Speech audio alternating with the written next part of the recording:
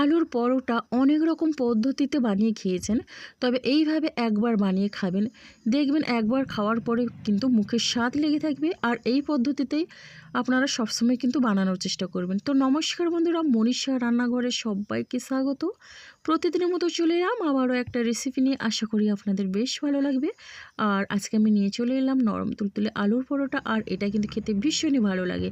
তো চলুন, আলুর পরোটার জন্য নিয়েছি দুটো আলু, আর আলু দুটোকে আমি সেদ্ধ করে নিয়েছি।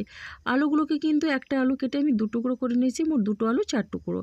এখন দেখুন, একটা প্লেটের মধ্যে আমি দিয়ে দিচ্ছি আটা। তো মাঝারি সাইজের বাটিতে 2 বাটি পরিমাণে আমি দিয়ে দিলাম আটা। বন্ধুরা, এখানে আপনারা চাইলে লাল আটাও নিতে পারেন। আর এখন আমি এখানে বেশ ভালোভাবে আলুটা গ্রেট করে নিচ্ছি। আর আলুটা গ্রেট করে নিলে কিন্তু আলুর মধ্যে কোনো দানা বা দলাভাব থাকে না, তাহলে কিন্তু বেশ ভালো হয় আলুর পরোটা। বন্ধুরা, আপনারা এখানে চাইলে কিন্তু আলুটাকে হাতের সাহায্যে বেশ ভালোভাবে ম্যাশ করে নিয়েও দিতে পারেন এই আটার মধ্যে।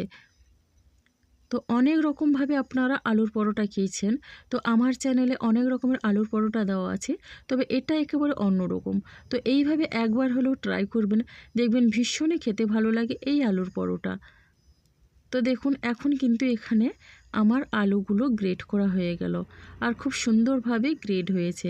তো এরপরে দেখুন, এখানে আমি দিয়ে দিচ্ছি আদা। হাফ ইঞ্চি পরিমাণে আমি আদা দিলাম, আর আদাটাকে এইভাবে গ্রেট করে নিচ্ছি। আর এই আলুর পরোটা কিন্তু সম্পূর্ণ নিরামিষভাবেই আমি তৈরি করব। এখানে কিন্তু কোনো রকমের পেঁয়াজের ব্যবহার আমি করব না। তো আদাটা আমি গ্রেট করে দিয়ে দিলাম। দেখুন, এখন আমি আদাটা দেওয়ার পরে এখানে এবার দিয়ে দিচ্ছি স্বাদ অনুসারে লবণ। তো আলু আর আটা দুটোর জন্যই কিন্তু আমি লবণটা দিয়ে দিলাম। দিয়ে দিচ্ছি সামান্য পরিমাণে জোয়ান।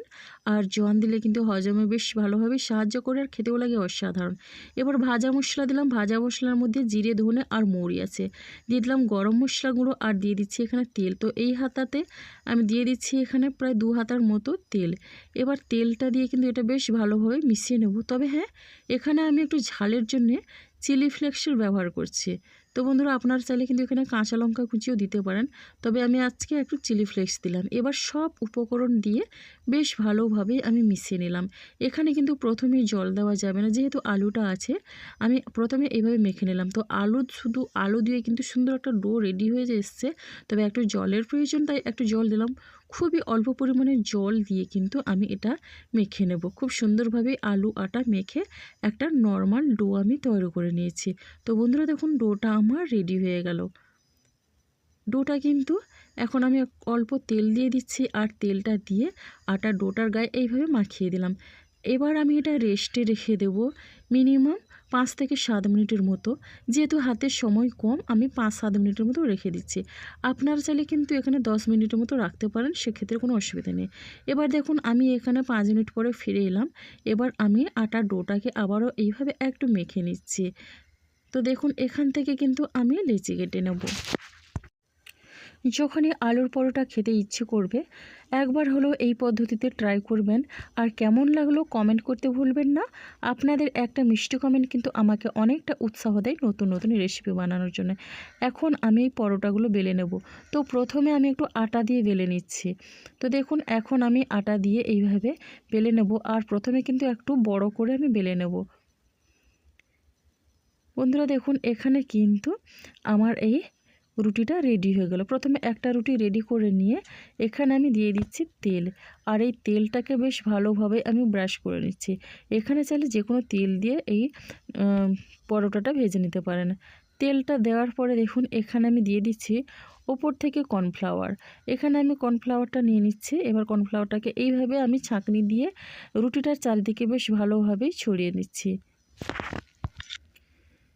সকালে জলখাবারে যেমন এই আলুর পরোটা ভালো লাগবে, সেই রকম কিন্তু ডিনারেও যে কোনো সময় ভালো লাগে। আর এটা কিন্তু অফিসের লাঞ্চ বক্সে, এমনকি বাচ্চাদের স্কুল টিফিন বক্সে দিলে কিন্তু ভীষণই তৃপ্তি করে খাবে।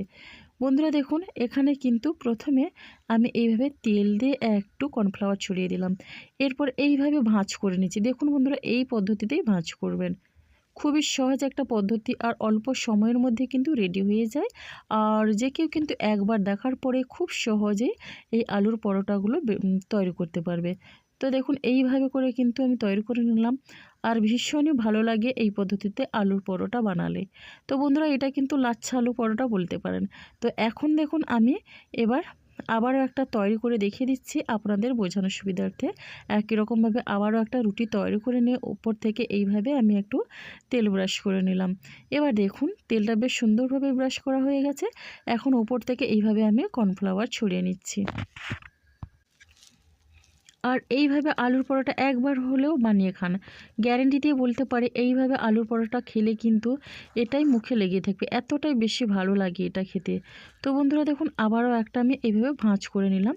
এবার দেখুন এখন আমি এটা আবারও এইভাবে গোল করে নিচ্ছি।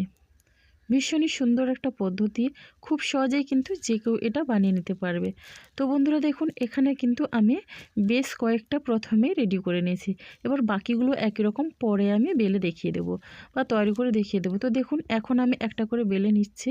আর এখানে আমি কিন্তু তেলের ব্যবহার করছি না, খুবই সামান্য পরিমাণে আমি আটা দিয়ে দিলাম। এখানে কিন্তু বেশি আটা আমার লাগবে না, খুবই অল্প পরিমাণে আটা দিয়ে এবার আমি পরোটাগুলো বেলে নিলাম। আর দেখুন এইভাবে পাতলা রেখে কিন্তু পরোটা বেলে নিয়েছি। আবারও একটা আমি বেলে নিচ্ছি। তো প্রথমে আমি কিন্তু এখানে দুটো দুটো করে বেলে এবার আমি পরোটাগুলো তৈরি করে নেব। আর এগুলো কিন্তু বেশি বড় করব না, তো মাঝারি সাইজের রুটি পরোটা যেরকম হয় সেই রকম করে কিন্তু আমি তৈরি করে নেব। তো আবার একটা তৈরি করে নিলাম। এবার পরোটাগুলো ভাজার জন্য আগের থেকে গ্যাসে একটা তাওয়া বসিয়ে দিয়েছি। এবার তাওয়াটা গরম করে আমি দিয়ে দিলাম একটা পরোটা। এবার দেখুন প্রথমে আমি এই শুকনো অবস্থায় উল্টে পাল্টে একটু ভেজে নেব। এরপরে একবার উল্টে নেওয়ার পরে কিন্তু আমি উপর থেকে এইভাবে তেল দিয়ে দিচ্ছি। রুটিটার চারিদিকে কিন্তু বেশ সুন্দরভাবে তেলটা দিয়ে দিতে হবে। এবার তেলটা দিয়ে উল্টে নিলাম। এবার অপর সাইডেও একই রকমভাবে একটু তেল দিয়ে নিচ্ছি। বন্ধুরা এই পরোটাগুলো কিন্তু অল্প তেলেই রেডি হয়ে যায়। তো দেখুন বন্ধুরা তেল দিয়ে বেশ ভালোভাবে রুটির চারদিকে দিয়ে দিলাম। আর এই সময় কিন্তু আমি গ্যাসের ফ্লেমটা মিডিয়ামে রেখেছি, কোনো রকমে হাইতে রাখিনি, পরোটাগুলো পুড়ে যাবে আর ভেতরে কিন্তু কাঁচা থেকে যাবে।